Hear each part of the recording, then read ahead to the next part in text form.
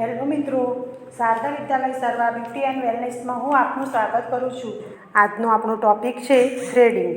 Threading એ અણગમતા વાળને દૂર કરવાની પદ્ધતિ છે. થ્રેડિંગનો મુખ્ય હેતુ ચહેરાના અણગમતા વાળને દૂર કરી સૌંદર્યમાં વૃદ્ધિ કરવાનો છે. થ્રેડિંગ એ કેમિકલ ફ્રી પ્રોસેસ છે. થ્રેડિંગ એ રૂંવાટી કાઢવાની ચાઇનીઝ પદ્ધતિ છે.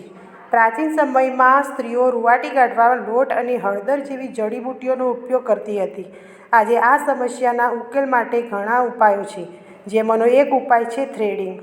ક્લાયન્ટની આઈબ્રોને શેપ આપવાના હેતુથી જે પ્રક્રિયા કરવામાં આવે તેને થ્રેડિંગ કહેવામાં આવે છે. આ રીતનો ઉપયોગ દરેક બ્યુટી સલૂનમાં કરવામાં આવે છે. પહેલાં ફક્ત મહિલાઓ જ થ્રેડિંગ કરાવતી હતી, પરંતુ હવે પુરુષો પણ પોતાના ચહેરાના સૌંદર્ય માટે સચેત થઈ ગયા છે અને તેઓ પણ થ્રેડિંગ કરાવી પોતાના ચહેરાને આકર્ષક બનાવે છે.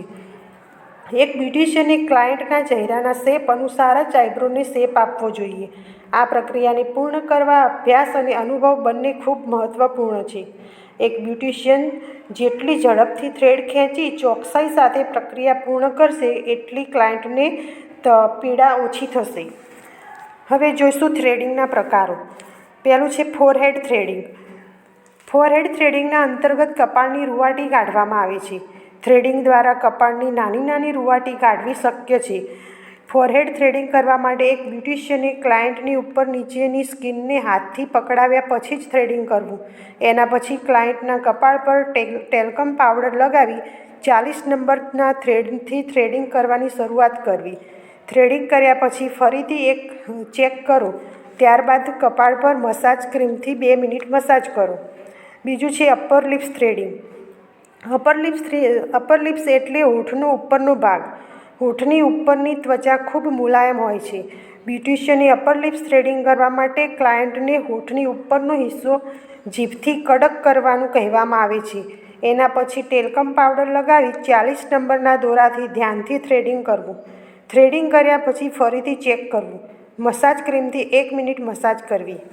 ત્રીજું છે સાઇડ બ્લોક થ્રેડિંગ.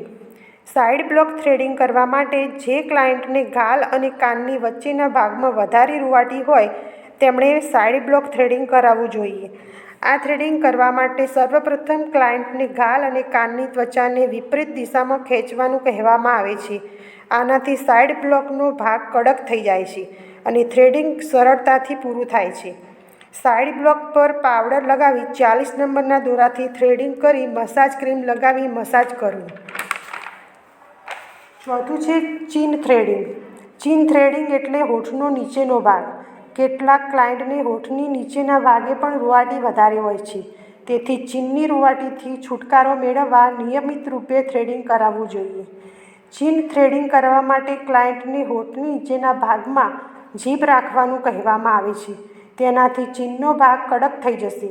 ત્યારબાદ પાવડર લગાવી 40 નંબરના દોરાથી થ્રેડિંગ કરવું તથા થ્રેડિંગ થઈ ગયા પછી મસાજ ક્રીમથી મસાજ કરવું.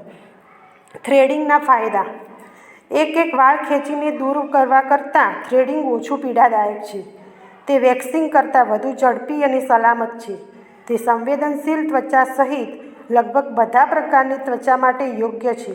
તેમાં કોઈ કેમિકલનો ઉપયોગ થતો નથી. તે ચહેરા અને આઈબ્રોને આકર્ષક અને સુંદર દેખાવ આપે છે. Thank you.